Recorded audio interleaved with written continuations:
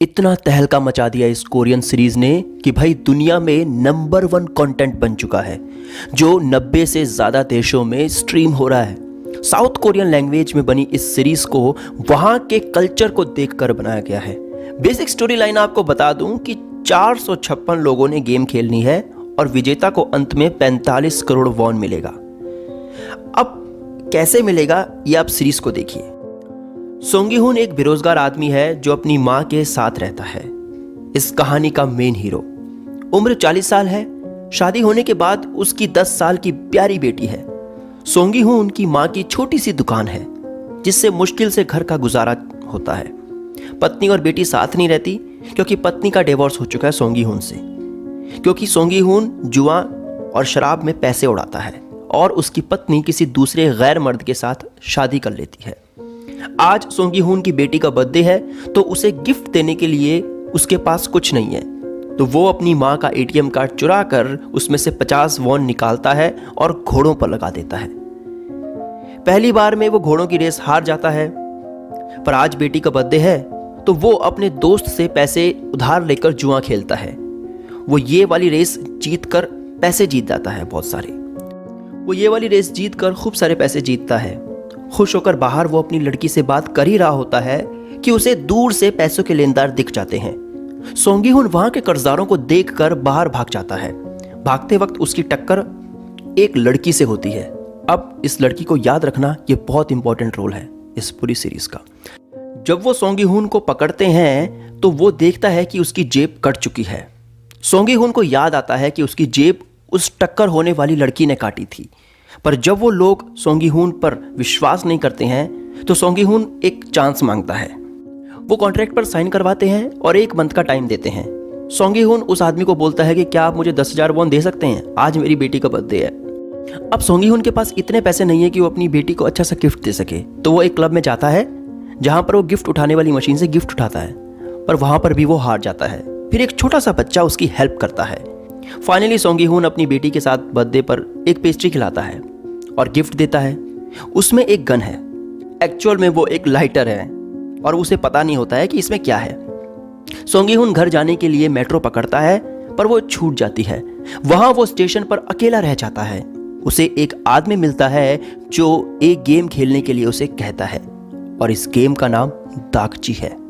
इस गेम में एक कार्ड को नीचे रखा जाता है और दूसरे कार्ड को ऊपर से मारा जाता है और कार्ड को पलटाना होता है। और वो कहता है अगर तुम जीत गए तो तुम्हें 1 लाख वॉन मिलेगा और अगर हार गए तो तुम्हें 1 लाख वॉन देना पड़ेगा। सोंग गी हुन मना कर देता है क्योंकि उसके पास 1 लाख वॉन नहीं है, पर वो सबसे पहला चांस सोंग गी हुन को देता है। सोंग गी हुन मान जाता है, जिसमें नीले कार्ड को जोर से मारने पर लाल कार्ड पलटाना है। सोंग गी हुन 15-20 थप्पड़ खाने के बाद एक बार जीत जाता है और इस तरह सोंग गी हुन 4-5 लाख वॉन जीतता है और उसका चेहरा बिल्कुल लाल है। वो आदमी बोलता है कि आपके ऊपर 300 मिलियन वॉन का कर्ज है, आपको एक कार्ड दे रहा हूं, आप कॉल कर सकते हैं और हमारी टीम का हिस्सा हो सकते हैं। अब सोंग गी हुन उस कार्ड को ज्यादा देखता नहीं है, तो वो कार्ड को जेब में रख लेता है और उसे खुशी होती है कि उसने इतने पैसे जीते। सोंग गी हुन मछली की दुकान पर जाता है जहां उसे ओल्ड लेडी देखती है जिसका बेटा है सांगू।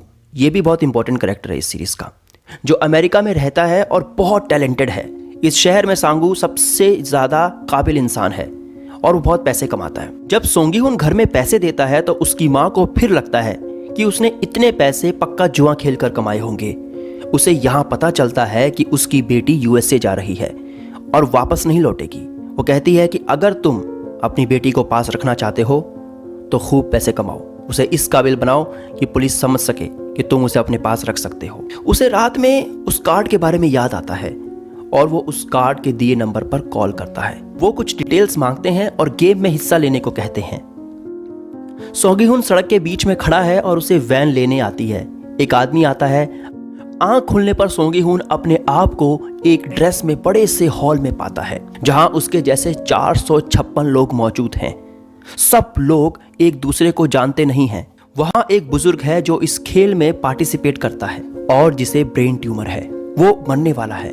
इतने में वहां 2 लोग लड़ते हैं, पहले से एक दूसरे को जानते होंगे वो। अचानक सोंग गी हुन को वो लड़की दिखती है जिसने उसकी जेब काटी थी। लड़ाई चल ही रही होती है कि सायरन बजता है और रेड सूट में कई लोग आते हैं। वो बताते हैं कि तुमको यहाँ गेम खेलने के लिए बुलाया गया है और गेम खेलने से तुम सबको पैसे मिलेंगे। ये बात सबको झूठ लगती है। वो बताते हैं कि हमें तुम सबके बारे में पता है और सबके बारे में बताते भी हैं स्क्रीन पर, जिन्होंने कई बिलियन वॉन का कर्जा देना है। वो कहते हैं कि आप लोग गेम को खेलो और पैसे जीतो और हार गए तो एलिमिनेट। सोंगी हुन इनाम की रकम पूछता है, पर वो बताते हैं कि ये रकम पहली गेम के बाद बताई जाएगी। सब लोग फॉर्म पर साइन करते हैं जिसमें खेल के नियम भी हैं और खेल के 3 नियम हैं। पहला नियम, खिलाड़ी को खेल रोकने की अनुमति नहीं है।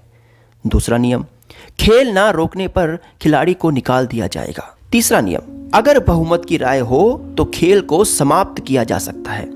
सबकी फोटो ली जाती है। इधर 456 लोग एंटर हो चुके हैं और खेल का कैप्टन, उसका नाम फर्स्ट मैन है, जो सब पर निगाह रख रहा है। सब खिलाड़ी खेल के मैदान में जाते हैं, जो बहुत बड़ा मैदान है।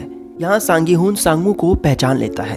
वो उसे इग्नोर मारता है और वो भी 300 बिलियन कर्जे में डूबा है। वो नहीं चाहता है कि वो किसी से भी बात करे और वो इग्नोर मारता है। अनाउंसमेंट होती है, सब लोग लाइन में खड़े होते हैं। आज का पहले गेम का नाम है ग्रीन लाइट रेड लाइट।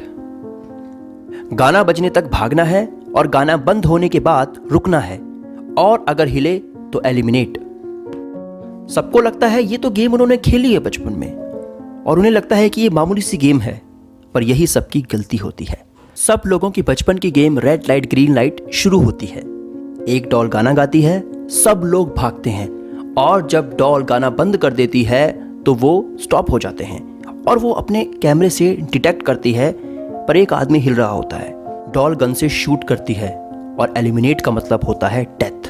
सब डर जाते हैं, सब तरफ अफरा तफरी मच जाती है और सब लोग हिलते हैं और मर जाते हैं। और जब वो भाग रहे होते हैं तो कई लोग मरते हैं। सारा मैदान खून से लाल हो जाता है। सारे मैदान में लाशों के ढेर लग जाते हैं। सब समझ जाते हैं कि हिलना नहीं है। सॉन्ग के बंद होने पर लोग मरते जाते हैं, खेल चलते जाता है और लोग भागते रहते हैं। सोंगी हुन को एक आदमी पकड़ लेता है और हेल्प मांगता है, पर वो खुद मजबूर है। अगर टाइम खत्म होने से पहले नहीं पहुंचा लाइन पर तो मारा जाएगा और हिला तो भी मारा जाएगा। आधे लोग लाइन क्रॉस कर लेते हैं। सोंगी हुन लाइन क्रॉस कर ही रहा होता है, उसका पैर लाश से फंसकर वो गिरने वाला होता है और सॉन्ग बंद। डॉल मुड़ती है, पीछे से एक पार्टिसिपेट सोंगी हुन का कॉलर पकड़ लेता है।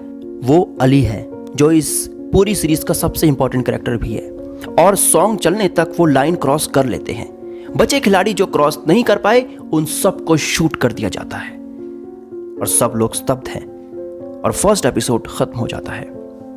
एपिसोड फर्स्ट के कुछ हिडन मीनिंग्स हैं जो आप मुझे मिले। आप वीडियो को स्किप भी कर सकते हैं। इस सीरीज के राइटर और डायरेक्टर एक ही हैं, होंग डोंग हायुक, जिन्होंने 12 साल तक स्क्रिप्ट को कई प्रोड्यूसर्स को दिखाया पर उन्होंने रिजेक्ट कर दिया। लास्ट में नेटफ्लिक्स वाले इस सीरीज को बनाने के लिए तैयार हुए। इसको पहले एक फिल्म में बनाने वाले थे, पर सब्जेक्ट इतना इंटरेस्टिंग था कि वो वेब सीरीज में ही एक्सप्लोर किया जा सकता था। आप स्क्विड गेम के स्टार्टिंग हॉल में म्यूजिक सुनते हो, ये सेम म्यूजिक वही है जो अ स्पेस ओडिसी का लिया गया है, जिसे डायरेक्ट किया है स्टैनली क्यूब्रिक ने। अब ये जो म्यूजिक है ये है ह्यूमन एवोल्यूशन के ऊपर। जो म्यूजिक लिया गया था वो ह्यूमन एवोल्यूशन के ऊपर था। कल्ट फिल्म है, मूवी लवर हो तो जरूर देखना स्पेस ओडिसी, स्टैनली क्यूब्रिक की। साउथ कोरियन लैंग्वेज में बनी इस सीरीज को वहां के कल्चर को देखकर बनाया गया है, पर आपको लगता ही नहीं है कि आप कोई कोरियन ड्रामा देख रहे हो, क्योंकि इस स्टोरी को इतने रियलिस्टिक वे से लिखा गया है कि आपको लगेगा कि आपके आसपास की ही घटना है। स्क्विड गेम देखते हुए एक समय पर तो आपको ऐसा फील होगा कि ये दुनिया इस हद तक खराब है कि इंसानियत इस हद तक नीचे गिर सकती है। पर जब आप इसको थोड़ा सा हट कर देखोगे तो इसके कई डीप मीनिंग है और कहीं ना कहीं सच में आज हम सब स्क्विड गेम खेल रहे हैं एक दूसरे के साथ। रियल में पूरे इस धरती के 800 करोड़ लोग स्क्विड गेम खेल रहे हैं। हमें कोई फर्क नहीं पड़ता कि सामने वाले को कितना हर्ट होगा, बस हमें मजा आता है। और जीवन में मजा जब नहीं आता है तो हम दूसरों का यूज करते हैं। बात कड़वी है, पर लेवल उसका कम हो या ज्यादा हो, हम सब की एक डार्क साइड होती है। फ्रेंड्स, आपको स्क्विड गेम की एक्सप्लेनेशन कैसी लगी कमेंट सेक्शन में जरूर बताइए। चैनल को जरूर सब्सक्राइब करें।